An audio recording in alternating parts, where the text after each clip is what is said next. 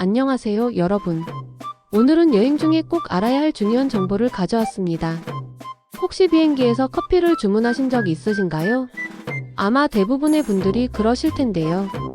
하지만 오늘 이 영상을 보시고 나면 다음 비행에서는 커피 대신 다른 음료를 선택하게 될 거예요.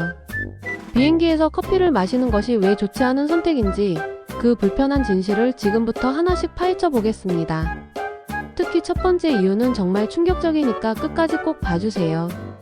자, 그럼 첫 번째 이유부터 말씀드릴게요. 바로 위생 문제입니다.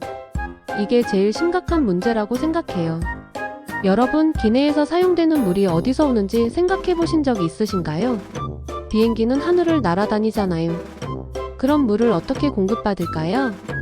비행기의 급수 시스템은 공항에서 물을 공급받아 기내 물탱크에 저장하는 방식으로 작동합니다. 문제는 이 과정에서 발생해요.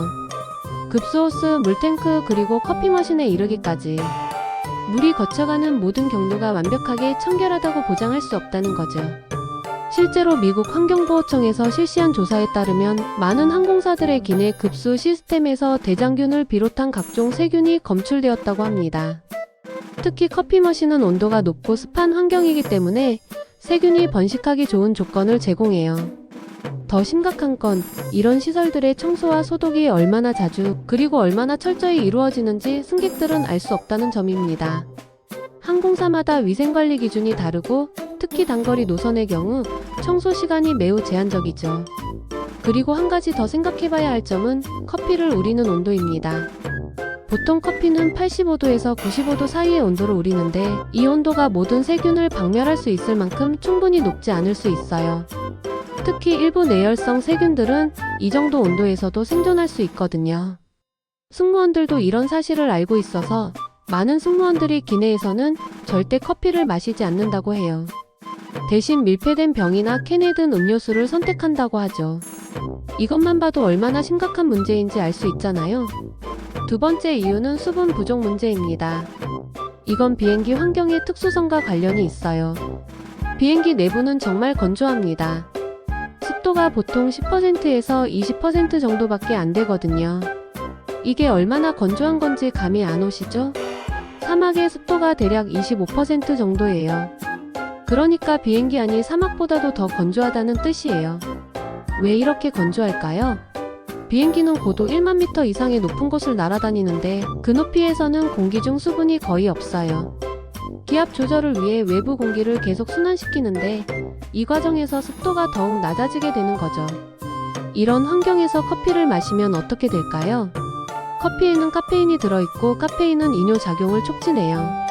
쉽게 말해서 소변을 더 자주 보게 만든다는 뜻이죠. 그런데 이미 건조한 환경에서 몸속 수분이 더 빠져나가면 어떻게 될까요? 탈수 증상이 나타날 수 있어요. 두통, 어지러움, 피로감, 입마름 등의 증상이 나타날 수 있죠.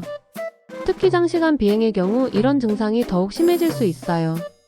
8시간, 10시간 비행하는 동안 계속 커피를 마신다면 도착했을 때 몸 상태가 정말 좋지 않을 거예요. 의사들도 비행 중에는 수분 섭취를 늘리고 이뇨작용을 일으키는 음료는 피하라고 권고하고 있어요. 대신 물을 자주 마시라고 하죠. 요즘 비행기의 물은 생수통에 든 물을 서비스하기 때문에 커피를 내리는 물보다는 훨씬 안전할 수 있거든요. 대신 시원하게 마시고 싶다고 얼음은 요청하지 말아주세요. 그 얼음은 기내 물탱크의 물로 만들어지니까요. 세 번째 이유는 커피 맛의 변화입니다. 이건 좀 흥미로운 부분이에요. 비행 중에는 고도가 높아지면서 기압이 낮아지죠. 이게 우리의 미각에도 영향을 미친다는 사실 알고 계셨나요? 독일의 한 연구팀이 실험을 해봤어요. 지상에서와 비행기 내부 기압 조건에서 같은 음식을 먹어보게 했더니 놀라운 결과가 나왔거든요. 낮은 기압 환경에서는 단맛과 짠맛을 감지하는 능력이 30% 정도 저하된다고 해요. 반면에 쓴맛은 상대적으로 더 강하게 느껴진다고 하고요. 이게 커피에 어떤 영향을 줄까요? 커피의 은은한 단맛이나 고소한 맛은 제대로 느끼지 못하게 되고 쓴맛만 더욱 강하게 느끼게 되는 거예요. 그래서 비행기에서 마시는 커피는 평소보다 훨씬 쓰게 느껴질 수 있어요. 게다가 기내의 건조한 환경은 후각에도 영향을 미쳐요. 커피의 향을 제대로 맡기 어려워지죠. 커피의 맛은 향과 밀접한 관련이 있는데 향을 제대로 맡을 수 없다면 커피 본연의 맛을 느끼기 어려워져요. 또한 기내에서 사용하는 커피 원두의 품질도 문제가 될 수 있어요. 비용 절감을 위해 고급 원두를 사용하지 않을 가능성이 높고 대량으로 미리 우려놓은 커피를 재가열해서 서빙하는 경우도 많아요. 이런 요인들이 모두 합쳐지면 비행기에서 마시는 커피는 정말 맛없을 수밖에 없어요. 그러니까 비행기에서 비싼 돈 주고 커피를 마시는 것보다는 도착지에서 제대로 된 커피를 마시는 게 훨씬 현명한 선택이라고 할 수 있겠죠. 마지막으로 네 번째 이유는 카페인 과다 섭취의 위험입니다. 비행 중에는 평소보다 피로감을 더 쉽게 느끼게 되어요. 시차, 좁은 공간, 소음, 진동 등 여러 요인들이 몸에 스트레스를 주기 때문이죠. 이런 상황에서 졸음을 쫓기 위해 커피를 계속 마시게 되면 카페인을 과도하게 섭취할 위험이 있어요. 카페인을 너무 많이 섭취하면 심장 박동이 빨라지고 불안감을 느낄 수 있어요.